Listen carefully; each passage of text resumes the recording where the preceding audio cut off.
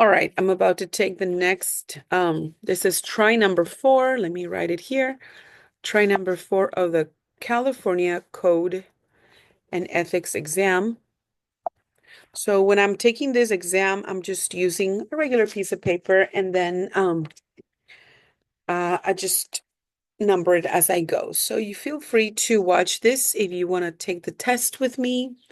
This is just 42 questions of the first part of the Code and Ethics exam, Cram number 1. Number 1, any situation that presents the possibility of a loss is known as, that is loss exposure.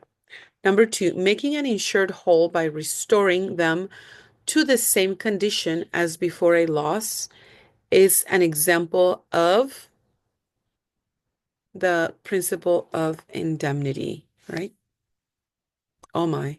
No, reinsurance. Oh, by the way, these are just my answers. I'm not looking at the correct answers. I'm just taking a test. Making an insured whole. Oh, yeah, that will be, no, yeah, in principle indemnity. Yeah. Okay. Yes. Which of the following is a requirement of a contract? And here the keywords were must be an offer and acceptance of the contract terms. So offer and acceptance. So that is D. And you can watch the first video when I gave all of the answers. It's there too, okay? It's 2 videos before this one. Number 4, all of the following are benefits of insurance, except.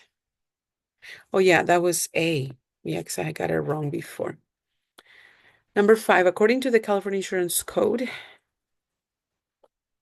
if an insurance certificate of authority is revoked, then it can, all of those the commissioner can do, except he cannot use guarantee funds to pay salaries. So number 5 is B. Number 6, upon notification of a claimant must be given, but in all of these, but not by an interview and an agent of record. So the answer is B. Number 7, all of the following would be considered unfair trade practices, except, oh, the keyword was discrimination. So 7, right? Discrimination. Why is having a large number of similar exposure units important to the insurers? Because the greater the number insured, the more accurately the insurer can predict losses and set appropriate premiums. So it's A for this one. The loss of retention is an effective risk management technique when all of the following conditions exist, except here, B, when the probability of loss is unknown. 9 is B. Number 10, the required contents of a policy include all of the following, except,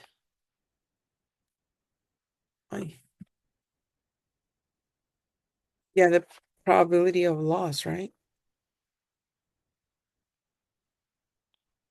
Okay, I think it was C. All right, number 11, risk can be defined as all of these except the probability of an expected outcome. The probability of an unexpected outcome. Oh, oh no.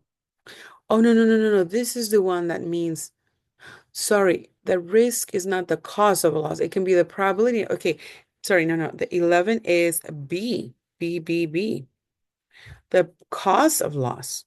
Number 12. So Mary Brown, she can use this name for life insurance agent, only D. Mary Brown Insurance Services. So mine can be Rosita Enriquez Insurance Services. Number 13, insureds are entitled to recover an amount not greater than the amount of their loss under one principle, indemnity. So that is a key word in insurance, indemnity. Number 14, a contract in which one party promises. So when they promise It would be, what was it? The insurance policy, right?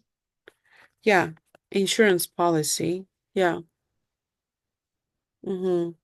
Yeah, that's what we're selling, insurance policies. Okay, good. Number 15, the process by which an insurance decides. So that is called that will be B, underwriting. That is the key word for our insurance terms here. Underwriting, underwriting. All of the following statements about aleatory contracts, so aleatory, that had to do with probabilities and so the answer was this: the insured and insured contribute equally to the contract. That's the one that is not. So this is C. 17, insurance is a contract. That is A. Moral hazard has to do with the keyword dishonest tendencies. D, we're going to see that question again in a little bit.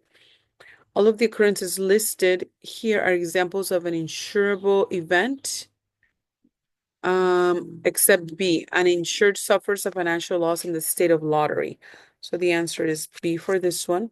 A situation in which there's possibility of loss or gain is called a speculative risk, right? Right? Ay. I think so because it's the probability of loss. Okay, insured policy expenses include all of the following. Oh, I do remember this one. It's all of them except the premiums. 21 is B. Thank you, brain. Thank you, my beautiful brain. Speak to yourself with kindness. I'm telling you. I took a class called self-compassion long ago when I had my baby and I had some depression. I recommend that class, self-compassion, because it taught me to speak to me as my best friend and not to be critical of myself. So if you want to uh, occur more successes in your life, speak to yourself as a friend and shut down the critic. The Bible calls it the old man, and we can talk about that in another video. Which of the following information is not required? Oh, the personal judgment. Don't give more personal judgments. Okay. The next one is unintentional concealment. So that will be the rescission of the contract. Yeah. See, now that I've taken this test 4 times, I'm just going over the keywords. This unintentional concealment. When I see that, I know it's rescission of the contract. 24. All of the following are characteristics of the reinsurance. So reinsurance, except here, right? It increases the unearned premium reserve. Yeah, it was this because it could not increase the unearned premium reserve. So 24 is C. Then we'll check at the end to see how many I got right or wrong this time, the 4th time I'm taking this. What is the goal of the underwriting process? The goal of the underwriting process is to avoid selecting the disproportionate number of bad risks. I remember that for sure. That was for sure this one, to avoid selecting disproportionate number of bad risks. Number 26, what is the definition of a premium? This will be the money that an insured pays to the insurer to obtain the benefits of the insurance. So that's 26. See, a lot of this sounds like tongue twisters, but as we read them again and again, we can have a better understanding. The direct response distribution, so all this promoting of sales can be done except by telephone call from an agent. So 27 is C. Then how come I have a question about this because like for my mom, she has the Medicare and all those, there's people that call her. But I do remember she kept on getting things in the mail that said, "Oh, we give you a gift card." And then that's why she ended up with changing the insurance. And then I remember I got a call when she first got into this particular insurance. And then I was the one on the phone with that agent. So how come I got the telephone call from the agent? So I don't know if it's different from the Medicare insurances, etc. But for these insurances, we cannot use the telephone call from an agent, right? So 28, according to the California Insurance Code, an insurance policy must specify all of the following, all of these except the A, financial rating of the insured. That is not, they cannot provide. They don't have to specify that. 29, an agent who is acting as insurance agent, that so that the word is fiduciary. Um, that is a legal name, fiduciary, like fiduciary, federal. I mean, would whatever mnemonics can help you remember that, but to me it was this, that it's a very strange word and it has to do with the law. So that's why I just remember it.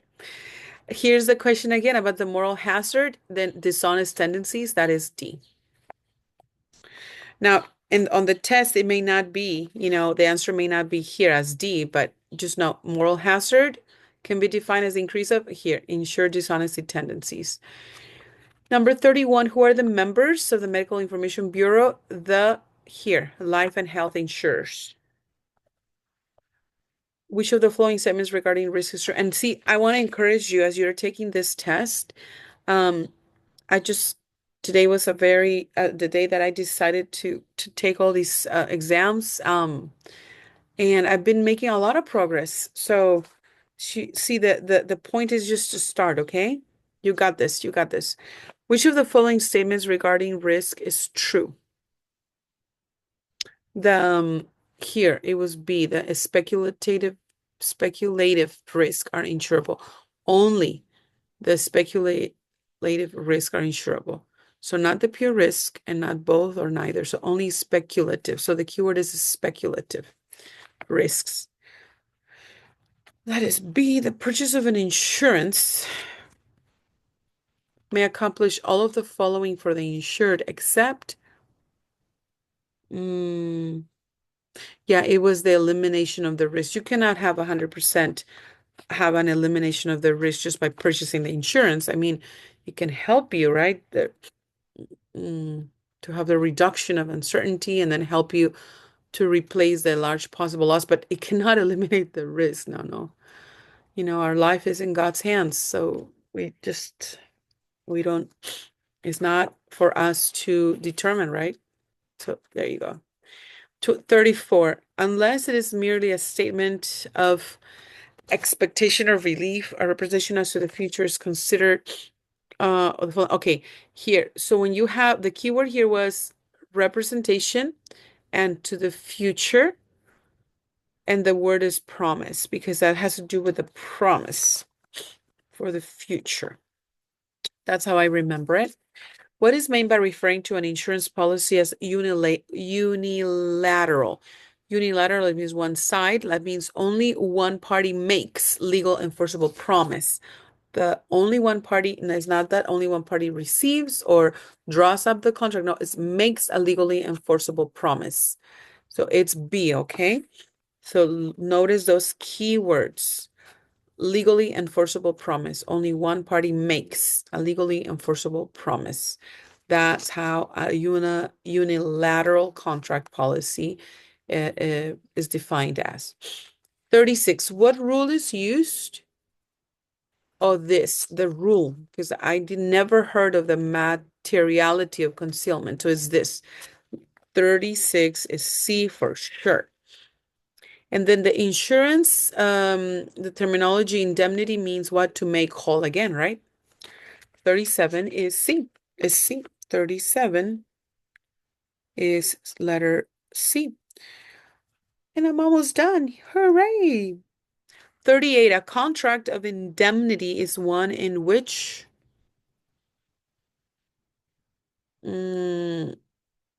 here, because indemnity has to do with the party is restored to the position that it was before the loss occurred. So it's A. 39, again, see, we have the word fiduciary, right? An agent who is acting as an insurance agent, broker, all of those is fiduciary. So it has to do with a law term, fiduciary. When must insurance records inform the when must insurance records of insurance agents and brokers be made available to the insurance commissioner? So the insurance commissioner must have access to the record at all times. So they are powerful. The insurance commissioner is powerful, powerful. What would a person be guilty if she refuses to deliver all the records? This be a misdemeanor. That is a bad, bad thing, a misdemeanor. All of the following qualify as background information, uh, except when, except as defined in section this in the California Code, when the misdemeanor charge is filed not resulting in conviction. That's when the background information, it doesn't qualify as background information. So 42 is A, and now I will proceed to check my answers. Okay, so let's check my answers and I will tell you what I got. This is my fourth try. Okay, so we go to number one. So number one, the correct answer was C, a loss exposure. Yay. Number two, the answer was D, the principle of indemnity, right? To restore the same condition as it was before, indemnity. Number three, the answer is D. Which of the following is a requirement of a contract? It must be an offer and acceptance in the contract terms. I got it right. Yay. All of the following are benefits of insurance except the answer is A. I got it right. Eliminates fraudulent losses, right? So all of them are benefits of insurance. It can provide source investment funds, provides payment for the cost of covered losses, reduces the uncertainty created by many loss exposure, but it cannot eliminate fraudulent losses. So there you go. Number five, so far so good. According to the California Insurance Code, if an insurance certificate of authority is revoked, the commission can proceed to do all of these except use guarantee funds to pay salaries. He cannot do this. So B, I got it right. Yes. Number six, upon notification of a claim, a claimant must be given access to the California claims by all of these except by an interview appointment. So it cannot be an interview appointment. So six is B. You got it right. Yes. All of the following will be considered unfair trade practices except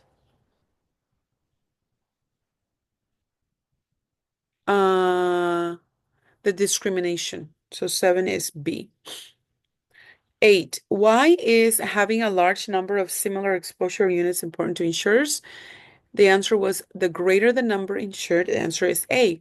The more accurately the insurer can predict losses and set appropriate premiums. I feel so proud of myself. I've gotten all of them right. Yes. Number nine, loss retention is an effective risk management technique when all of the following conditions exist, except the answer is B, the probability of loss is unknown, right? That is the answer. I got it right. Number 10, the required contents of a policy include all of the following, except, and the answer is C, the probability of loss. Number 11, risk can be defined as all of these except the cause of the loss. I got it right. Yes. I remember I chose something but then I changed it to B, so it's 11. Number 12, as authorized by the California Insurance Code, what name can Mary have for her life insurance as a life insurance agent? Only D, Mary Brown Insurance Services. So now imagine yourself, your name right there, Insurance Services. Yes, yes. Now we go to 13.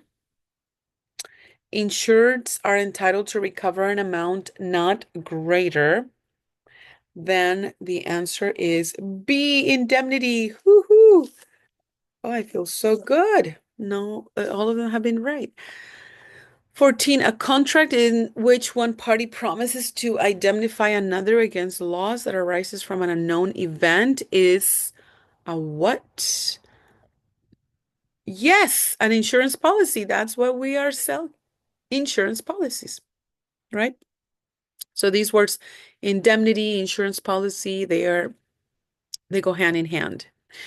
15, the process by which an insurance decides to issue request insurance is called an underwriting. 15 is B, and it is B. 16, all of the following statements about aleatory contracts are true, except, so the answer is C. I put C, the insured and insured contribute equally to the contract. Yeah, this is the one that I Googled because I was a little bit confused about this. So I Googled this sentence up here, and then it gave me this. So the insured and insured contribute equally to the contract. I'm taking a test. Lávate los dientes, okay? Lávate los dientes. Here, my daughter came to show me her lollipop. I don't know how many lollipops she's had. And I told her, lávate los dientes. The command for go brush your teeth. Yeah. Ándale, ándale. She just gave me a secret here. Esta chiquitita. Go brush your teeth. Ándale. With my teeth. Ay, esta niña. Okay, we're focusing here. But after my life. Ay, ay, ay. Okay, 17. Okay, sorry about this, but remember, I am a mom and I love being a mom. I love being a mom. Are there any moms in the house? You can put that in the comments. Hooray for the moms and for the dads and for anyone anyone who's taking the test. Hooray for you. You're awesome. We got this. We got this. 17, as defined in the California Insurance Code, insurance is contract. None of those things, not gamble or peril risk. No, no. It's a contract, right? 18. Okay, I didn't, yeah. Moral hazard. Oh yeah, this is the one that has the keyword is uninsured dishonesty tendencies, the moral hazard, and the answer is D. 19 is all of the occurrences listed below are examples of an insurable event as defined by the California Insurance Code, except the answer is B, the state lottery, right? So that's the one that is not an insurable event. Okay. 20. A situation in which there's a possibility of loss or gain. Oh, wait, how did I do? 19 is, yeah. I've been getting all right. Yeah, sorry, because my eyes are in both places, the right answers and the ones that I got. So 20. So that will be 20 is C. Yes, speculative risk. I got it right. 21. Insured policy expenses include all of the following except. So it is premiums. That's right. It does not include the premiums. It includes the expenses include taxes and your commission. Some, yeah. Beautiful. 22. Which of the following information is not required to be communicated in a life insurance contract? The personal judgment, right? 22. Yes. Am I gonna get all of them right? I don't know. I feel so excited. Oh, this is the fourth time I take this test, you guys. This 42 questions. Okay. 23. Unintentional. See, and I have water next to me, so keep yourself hydrated. Take care of yourself. Water is good for your brain, okay? So when you're taking this test, bring your water. I don't know if you can bring your water over there, but when you're studying, drink your water. Okay, unintentional concealment entitles the injured party to which course of action? It will be rescission of the contract, right? Yes, I got it right. All of the following characteristics are characteristics of reinsurance, except my answer was C. Yes, the answer is C. Increases an unearned premium reserve. Increases the unearned premium reserve. This is the except. So this is the one that is no, no. All right, good. 25. What is the goal of the underwriting process? Yes, the answer is C, to avoid selecting a disproportionate number of bad risk. I got it right. C. What is the definition of premium? So, money and insured, pays and insured. So for me, the keywords that helped me was insured pays an insurer to obtain the benefits, all right? Yeah, and that is correct. B. 27, the direct response distribution of insurance utilizes the following to promote the sell insurance, all of them except, again, the telephone call from an agent. 27C, yes, we got it. 28. According to the California Insurance Code, and that was a financial rating of the insurer. So they don't have to specify that. And I got it right. Yes. 29, an agent who is acting, oh, here's the word, fiduciary. Fiduciary. Yes, I got it right. Moral hazard can be defined as the increase, and then here, insurance dishonesty tendencies again. So that is a D. I got it right. 31. Who are the members of the Medical Information Bureau? The life and health insurers. So we are considered members of the Medical Information Bureau. How cool is that? How cool is that? Yeah, I feel connected to my mom. She's a medical doctor. 32. Which of the following statements regarding risk is true? Well, we all are connected because we are giving a beautiful service to people. 32. 32 is, oh, I got it. The answer is only pure risk are insurable. It's okay. When you get something wrong, you just know that there's still some more to learn, right? And that is good. So, great. Yes, so I got 32 wrong. So the answer is only pure risk. So the keyword then that I need to remember is pure risks. Okay, see, for this one is, so regarding risk, only the pure risks are insurable, not the speculative, not both, not neither. So it's only the pure risks. Ay, ay, ay. Okay, we got this. We got this. 33, the purchase of an insurance policy may accomplish all of the following, right? So it can reduce the reduction of uncertainty, the replacement of large possible loss, and all these, except B, the elimination of the risk. So 33 is B, and I got it right. 34, unless it is merely statement of expectation or belief, a representation as to future is considered promise. So remember, representation as to future. Here, this is promise, okay? And I got it right. 35. What is meant by referring to an insurance policy as unilateral?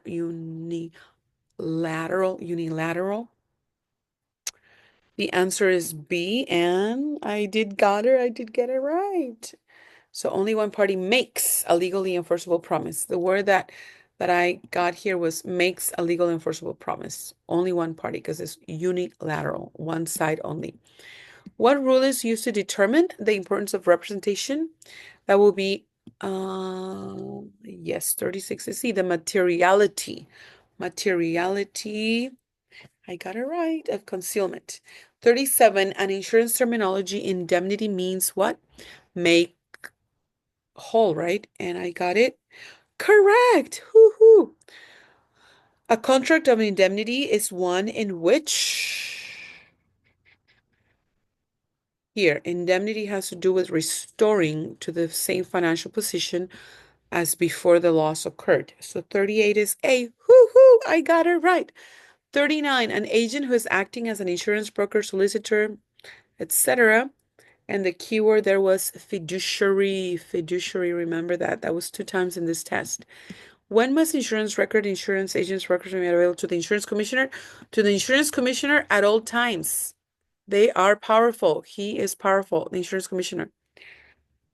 And I got it wrong. 41 is, what would a person be guilty who refuses to deliver any books? The answer is B. It's a misdemeanor. Okay. I got it right. All of the following qualify as background information. All of these, except what? The misdemeanor charges that are not resulting in conviction. Those are not background information and should not be used. So yes, Guess what? I have very good news. I got 41 out of 42, which puts me in the 90% passing that I wanted. And that means I am done with this first part of the test. Now, if you want to join us for the next exam, cram number 2, watch the next video, which will include the California Code and Ethics exam cram 2 coming up. For now, I'm gonna rest because I was having a headache already. I've been here on the computer for a long time. But we got it. I got the first part. Let's see, how many more parts are there? So it's this one. So this is California 2. This one has how many questions? It has, oh, this one has more. This one has 46 questions. Then after that comes the life only exam cram. Oh, this is just life only, and that is, let's see, this one is the part 1, and it includes, ooh, this one includes 58 questions. So far it's 150. Then after that will come the exam 2 of life, and that includes 49, 52, 56 questions. So far it's about roughly 200 and some. Then after that comes the accident and health exam. Let me see how many. This is exam 1, and that includes